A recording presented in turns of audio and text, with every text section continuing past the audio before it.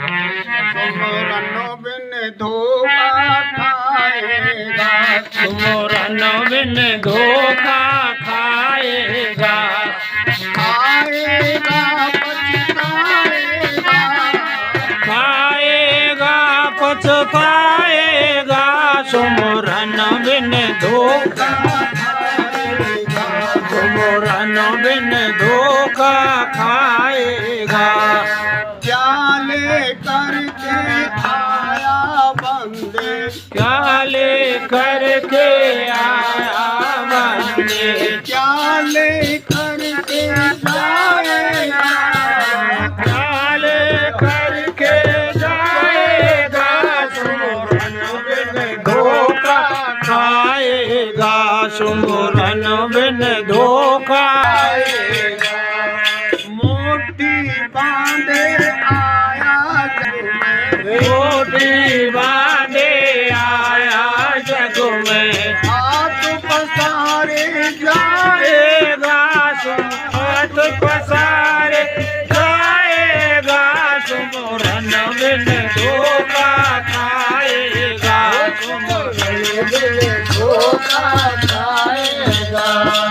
भाई बंद नहीं संग चलेंगे, भाई बंद नहीं संग चलेंगे, हंस अकेला जाएगा, हंस अकेला जाएगा, सुमरन बिन धोखा खाएगा, सुमरन बिन धोखा।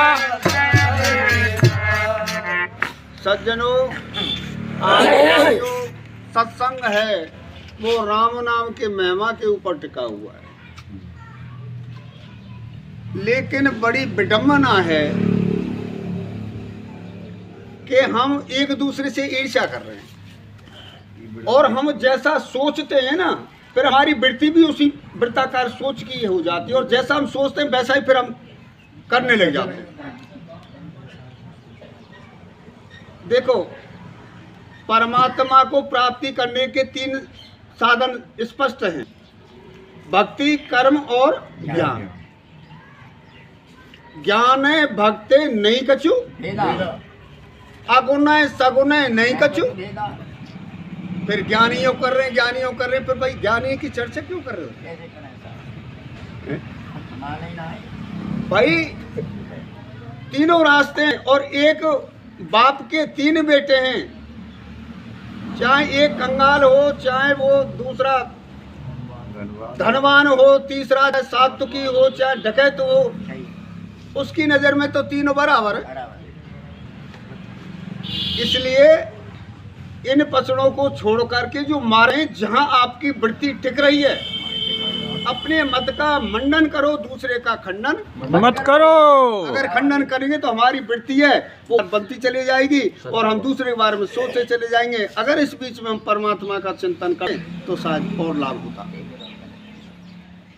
सर्वप्रथम हमारे अध्यक्ष जी ने कहा था कि भजन करो, और लास्ट में हमारे रणधीर जी गए ज्ञान मार्ग खूब बखाना, लेकिन लास्ट में वो भी भजन की कह के गए, और इससे ज्यादा कुछ है भी नहीं। मन की मतंग मार लो बस हो गया भजन, वाणी अपनी सुधार लो बस हो गया भजन। लेकिन यह भजन करें कैसे?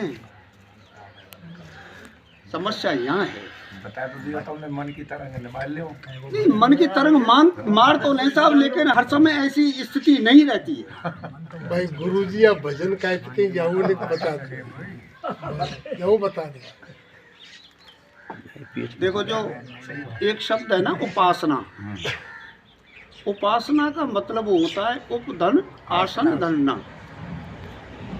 उप माने समीप, और आसन से समीप किसके? उसी के जिसका गुणगान किया जा रहा है। परमात्मा को जो ध्यान करने की प्रक्रिया उसी उपासना कहा गया। और भजन का मतलब होता है, ये 3 शब्द हैं: स्मरण, भजन, भजन और सुमरण एक में ही है। ध्यान, जप, सुमरन और ध्यान, ये 3 शब्द हैं। तो जप का मतलब होता है जो गुरु के द्वारा दिया हुआ जो मंत्र है उसका हम माला लेकर के जाप करें, वो तो जप है। और जप भी स्मरण में बदल सकता है। स्मरण का मतलब होता है बार बार उसी को याद करना, और याद करने के साथ में जो गुरु मंत्र दिया है उसको बार बार रिपीट करना। वो क्या है, एक अभ्यास की प्रक्रिया में होगा। और ध्यान की स्थिति क्या है? ध्यान का मतलब होता है अपने आराध्य के चरणों में अपने मन को टिका देना, लगा देना, बांधना, स्थिर कर देना, ये ध्यान कहलाता है। और ये अष्टांग योग के अंतर्गत जो धारणा शब्द है ये उसका विश्लेषण। अब एक बात आइए, चलो इसी पर चर्चा करते। देखिए कि जब हम भजन के लिए बैठते, जब तक सगुण स्थिति में नहीं आएंगे निर्गुण में नहीं पहुंचा जाएगा। प्रमाण, मीरा के लिए जब बारात निकल रही, आप सब जानते हैं, और मीरा के लिए कह दिया कि ये कृष्ण है तेरा पति, और वो उसका जाप करती रही, नाम संकीर्तन करती रही, और अंत में जाकर के उसने इस संसार को छोड़ करके, व्यवहार में शादी वादी सब कुछ हुई है, लेकिन अंत में भी उसने अपने एक को ही माना है। इसलिए यहाँ एक संदेश मीराबाई से, एक साधे सब सते, सब साधे सब जाए, जो कुम सेवे मूल को फले फले। तो एक को, और इसमें एक बात गीता का भी मंत्र कह रहा है, गीता का श्लोक कह रहा है, अनन्य निश्चिंत यन्ते माम पर्योपास्ते तेसाम योग क्षेम बह्यम। अनन्य, अमान्य नहीं, अन्य माने और, कोई और नहीं, यह कृष्ण भगवान योग करें केवल मुझे। तो यहाँ कहने का भावार्थ यह है कि जो आपके गुरु के द्वारा अथवा आपने जो इष्ट मान रखा है उसे सर्वोपरि मानिए। आप ये मन में शंका मत लाइए, जैसे किसी ने हनुमान को मान लिया और कहने लगे कि ये हनुमान ने तो राम का काम किया है, लेकिन अपने इष्ट को राम से कम मत मानिए। जो इष्ट है उसको अपने को सर्वशक्तिमान मानिए, जब ही आपके लिए फलाभूत होगा, नहीं तो नहीं। अब आइए जब की स्थिति में पुनः लौटते हैं। एक भगत जी ने श्लोक बोला था, बच्ची ने, अंत काले च मामेर ईश्वर मुक्ता करे ब्रह्म यह प्रियाति सा मद्भावो ना संशय।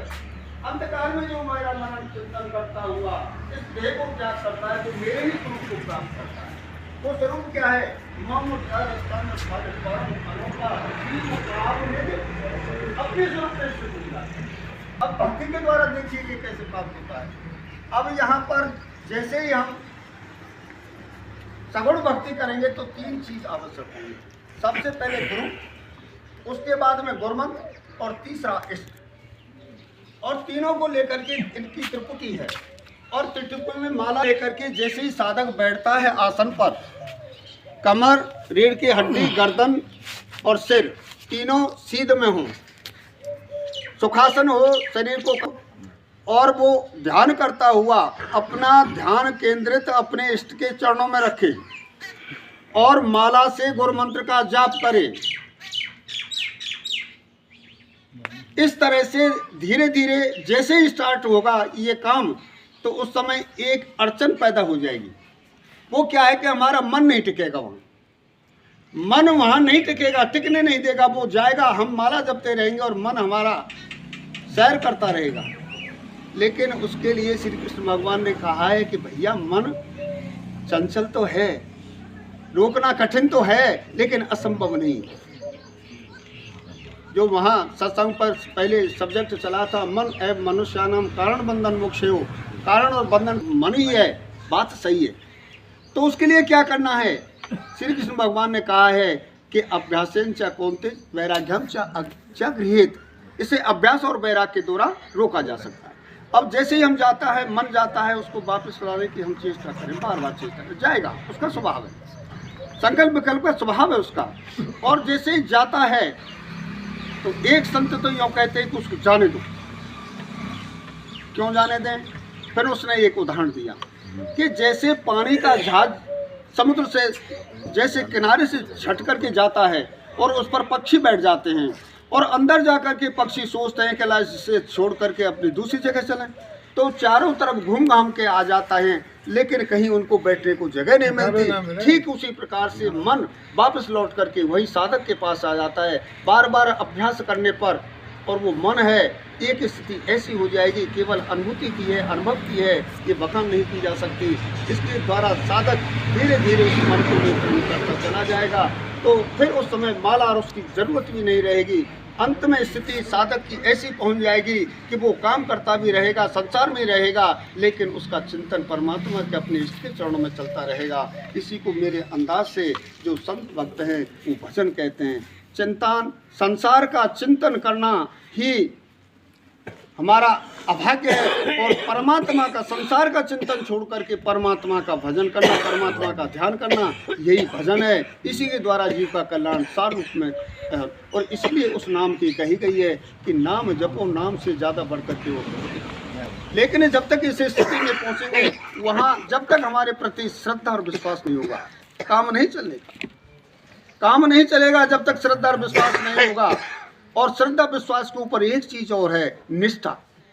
परमात्मा अपना जो इष्ट है उसके प्रति निष्ठा नहीं होगी तो निष्ठा के बिना काम नहीं चलेगा। जितनी दृढ़ आस्था विश्वास होगा, क्योंकि विश्वासम फलमदायकम, श्रद्धावान लभते ज्ञानम, और निष्ठावान होगा तो वो अपने में स्वयं अपने स्वरूप की पहचान करता हुआ भक्ति ते पुनः हो, कल्याण ना हो।